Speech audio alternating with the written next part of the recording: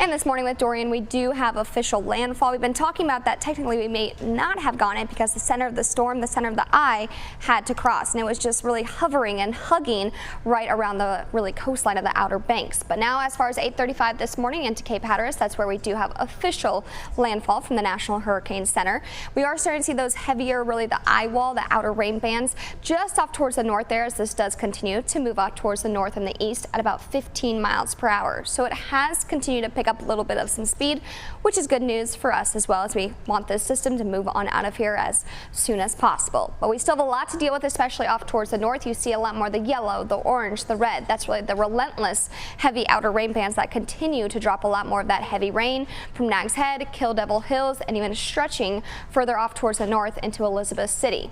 Now stretching back, we're not seeing too much just left over. Thankfully, some good news. We're starting to see that come to an end. Still some light activity, and even down to the south. Gusty winds still, yes, sticking around, as we've been talking with Meredith. Kenny Beck is down into Wilmington, or we've been seeing a lot more of those gusty winds still hanging around, which will be the case even for a good portion of the state for today. This will continue to push off towards the north and the east, even make its way out to sea, so we don't have too much left with it just yet. Still this afternoon out towards about into the middle, trying to make its way out towards the ocean. That does continue even into your Saturday, Sunday, even pushing further off towards the north and finally becoming that subtropical low and losing that Category 1 strength. As mentioned, moving about 15 miles per hour. We'll continue to see it move on out of here. We'll talk more about that local forecast coming up in a few minutes. All right, thanks a lot, Carly. Yeah, and Carly just showed us it's really over the Outer Banks right now. That's where Steve King is. He is in Nags Head, and those conditions have changed dramatically from just an hour ago, really.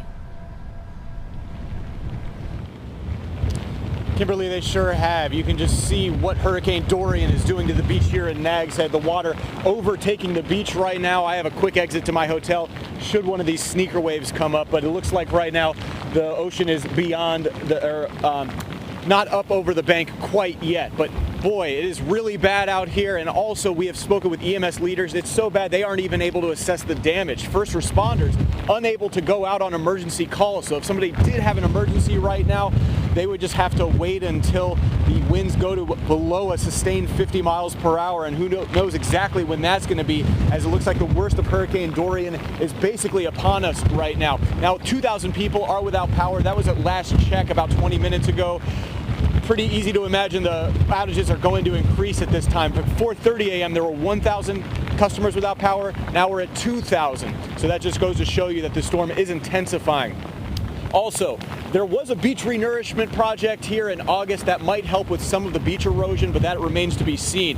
We do know that there is some flooding from the sound on the south side of Dare County at this time. Again, unclear what the damage is because there's no way for EMS crews to be able to assess the damage at this time. But this is exactly why Governor Cooper urged people to abide by the mandatory evacuation. Once the winds are at a certain speed like they are right now, there's no way for emergency crews to go out and help people if they need assistance. We're going to send it back to you right now, but just want to let everyone know if you are here in Dare County, you are urged to shelter in place.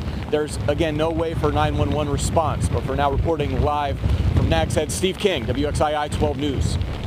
All right, thanks a lot, Steve. And joining us on the phone now this morning is New Hanover County Manager Chris Caldriette. Chris, if you would give us an assessment this morning. Well, good morning, and thank you for having us on. We actually are in pretty good shape. The balance of the storm has passed by. We fared better than perhaps we thought we would. Surge was not as high as originally predicted, and we didn't get the 10 to 15 inches of rain that had been expected. So we feel like to this point we've come through it in really good shape. That is good to hear. How does this compare to when Florence came through last year? Because you really got pounded then.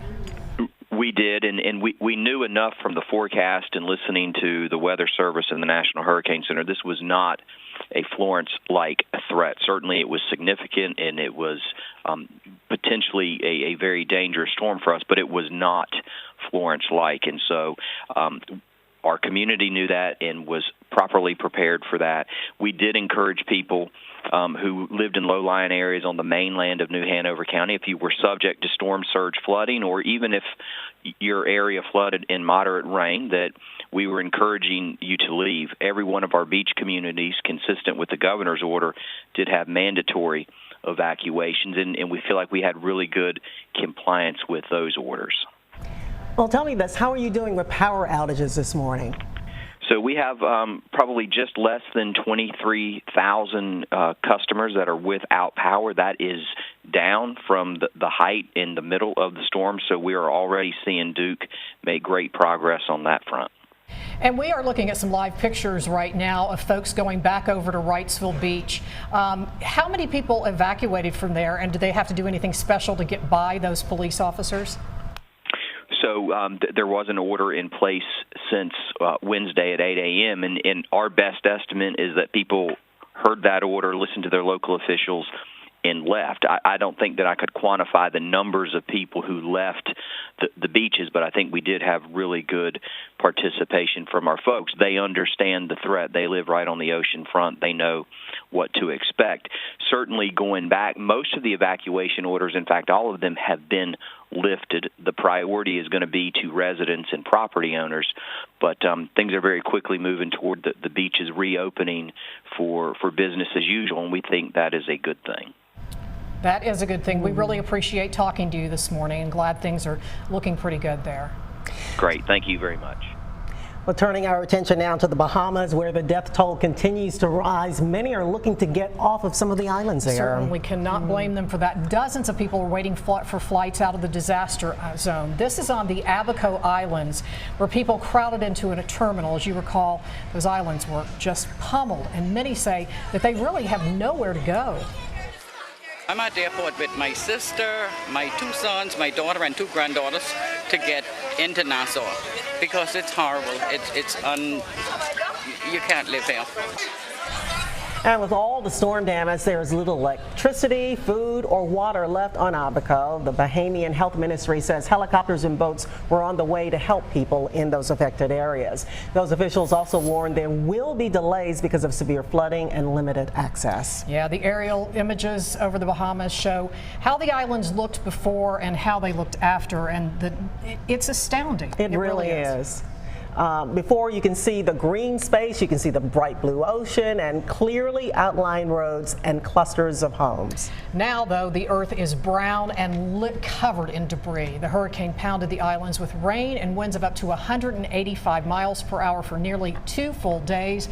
Floodwaters destroyed much of the landscape and so many homes. Catastrophic modelers say that the property damage could reach up to $7 billion. Well, you can download the American Red Cross Blood Donor app or log on to redcross.org for ways you can help to save lives. Yeah, and if you are looking for other ways to help victims of Hurricane Dorian, there is a secure site set up on the North Carolina State website. You can head over to nc.gov/donate, and we'll be right back with more team coverage of Hurricane Dorian.